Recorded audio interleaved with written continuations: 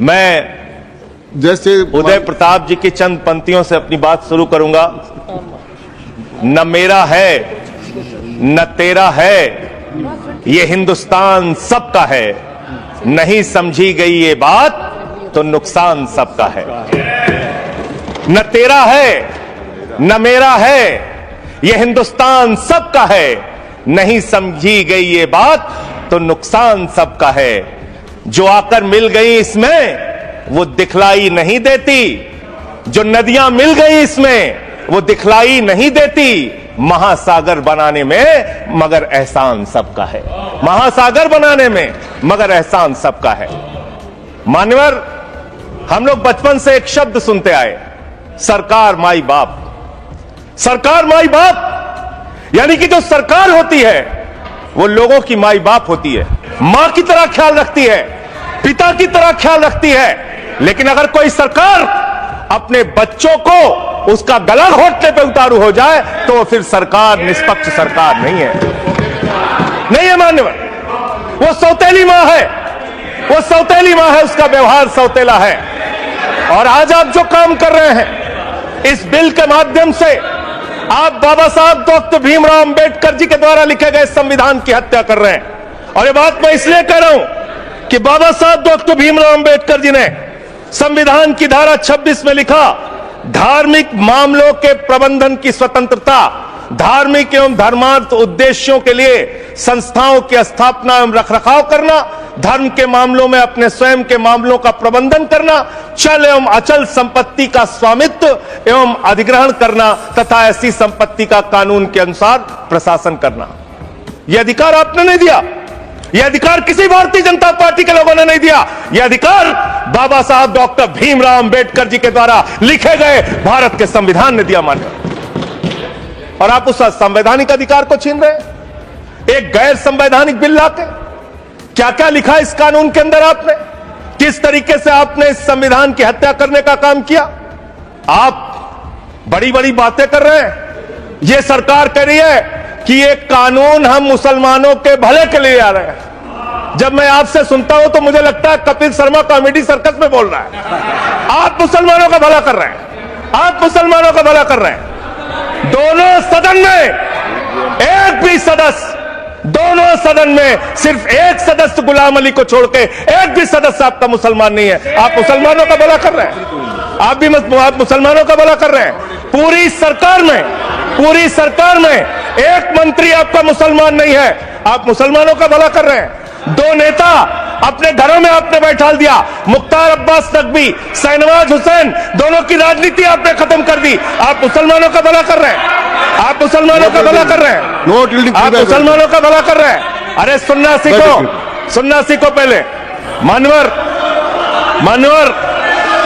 मैं इनके इस कानून में क्या क्या लिखा हुआ है, क्या क्या कहा है इन्होंने। बैठ जाए कृपया, गुलाम अली बैठ जाए। धार्मिक संपत्तियों को यह बिल कब्जा करने की नापाक कोशिश है। इतनी और धार्मिक संपत्तियों को सदन में इतनी कब्जा करने के लिए सदन में इतनी शांति है कि आराम से आप बोलोगे तो आराम से बोल रहा हूं सर। हाँ। आप बैठे तो आपको देख के वैसे ही आराम आ जाता है। आपको देख के मैं वैसे ही आराम में रहता हूं सर। आप जब है आपका संरक्षण है तो आराम से ही बोल रहा हूं। बोलिए। मान्यवर, धार्मिक संपत्तियों को कब्जा करने की एक कोशिश है।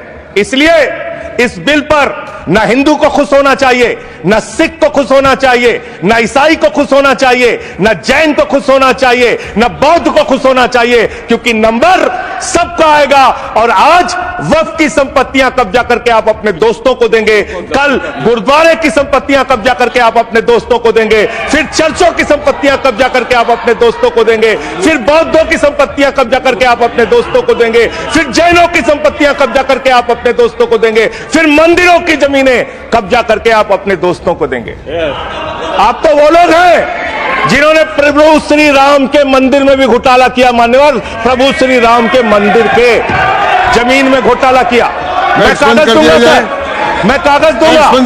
ये लोग राम मंदिर में घोटाला करने वाले लोग हैं, राम मंदिर की जमीन का चंदा खाने वाले लोग हैं सर। ये लोग 2 करोड़ की जमीन 5 मिनट में 18 करोड़ में बेची सर इन लोगों ने। 16.5 करोड़ का घोटाला किया, 18.5 करोड़ में जमीन बेची।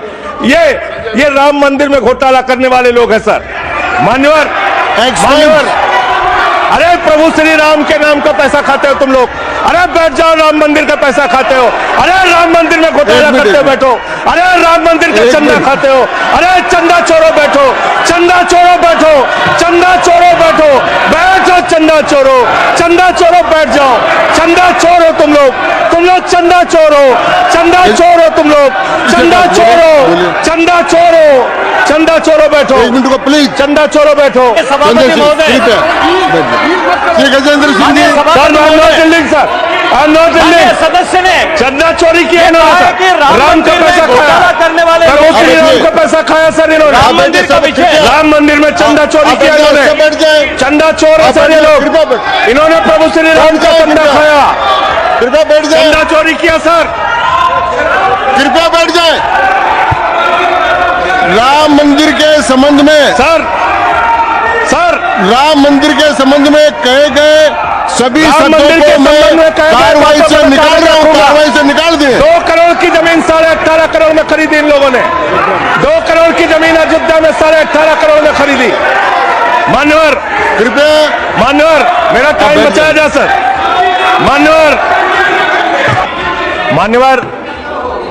मान्यवर, आपने कहा कि इससे आप पिछड़े मुसलमानों का भला करने जा रहे हैं। सुनने में बहुत अच्छा लगता है कि आप पिछड़े मुसलमानों का भला करने जा रहे हैं। आपने इसमें कहा कि आप महिलाओं का भला करने जा रहे हैं। सुनने में बहुत अच्छा लगता है कि आप महिलाओं का भला करने जा रहे हैं।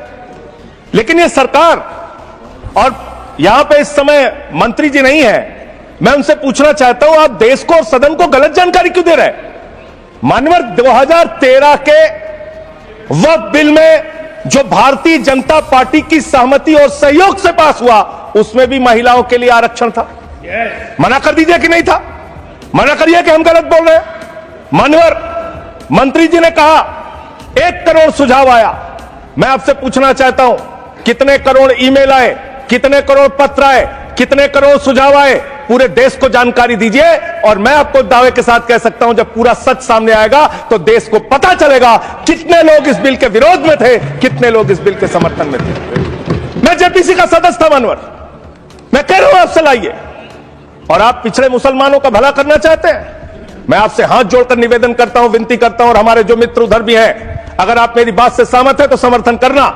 समाज में छुआछूत को, बीमारी को मिटाने के लिए चलिए उठाते हैं कदम, और अगले सत्र में एक बिल लेके आइए। जितने भी हिंदुओं की कमेटियां हैं, ट्रस्ट है, बोर्ड है, उन सारे ट्रस्ट और कमेटियों में 80% आरक्षण दलित, आदिवासी और पिछड़े हिंदुओं को दीजिए।